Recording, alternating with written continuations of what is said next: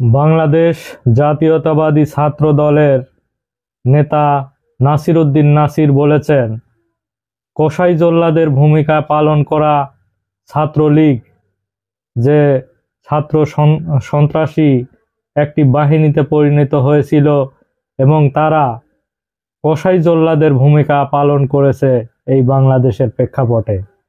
কিন্তু তারা যদি আবার পুনরায় কসাই জল্লাদের ভূমিকা পালন করে বাংলার মাটিতে কোনো আন্দোলন সংগ্রামে অংশগ্রহণ করতে আসে, তাহলে এই ছাত্রদল, জাতীয়তাবাদী ছাত্রদল তাকে রুখে দেওয়ার জন্য প্রস্তুত রয়েছে বলে জানিয়েছেন নাসির উদ্দিন নাসির। তিনি বৃহস্পতিবার 30 জানুয়ারি নিজের ভেরিফাইড ফেসবুক পেজ আইডিতে এই পোস্টটি দিয়ে একটি আলোড়ন সৃষ্টি করেছেন। তিনি বলেন, জুলাই আগস্টে ছাত্র জনতার অভ্যুত্থানে যে 2000-এর অধিক মুক্তিকামী মানুষকে শহীদ করেছে, তাদের সবাইকে পুলিশ বা সরকারি বাহিনী কিন্তু তাদেরকে হত্যা করেনি। এদেরকে হত্যা করেছে নিষিদ্ধ ঘোষিত সন্ত্রাসী সংগঠন ছাত্রলীগের ক্যাডাররা।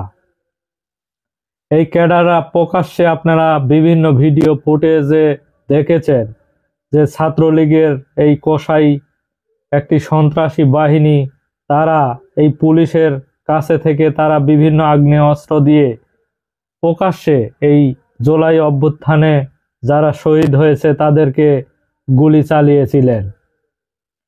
এছাড়া তারা বিভিন্ন অস্ত্র দিয়েও বিভিন্ন ছাত্র জনতার উপর তারা ঝাঁপিয়ে পড়েছিল এবং তারা কসাই জল্লাদের ভূমিকা অবতীর্ণ হয়েছিল। এবং গণহত্যার সাথে সারা দেশে বিশ্বজিৎ এবং আবরার থেকে শুরু করে ছাত্রলীগের যত হত্যাকাণ্ড ঘটিয়েছে সবগুলোই নিষিদ্ধ জঙ্গি সংগঠনে মিলেও এত খুন করেনি বলে জানিয়েছে এই নাসির উদ্দিন নাসির।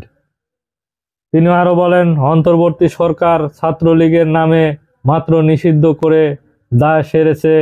মন্তব্য করে নাসির উদ্দিন নাসির বলেন, ছাত্রলীগের খুনি সন্ত্রাসীদের বিচারের আওতায় না নিয়ে এসে তাদের যে অপতৎপরতা গ্রহণ করেন এবং ছাত্রলীগের শীর্ষ কোনো নেতাদের সন্ত্রাসী ক্যাডারকে এখনো গ্রেপ্তার করা হয়নি। এই ছাত্র জনতা নিজেরা কয়েকজনকে আইনের আওতায় তুলে দিয়েছে।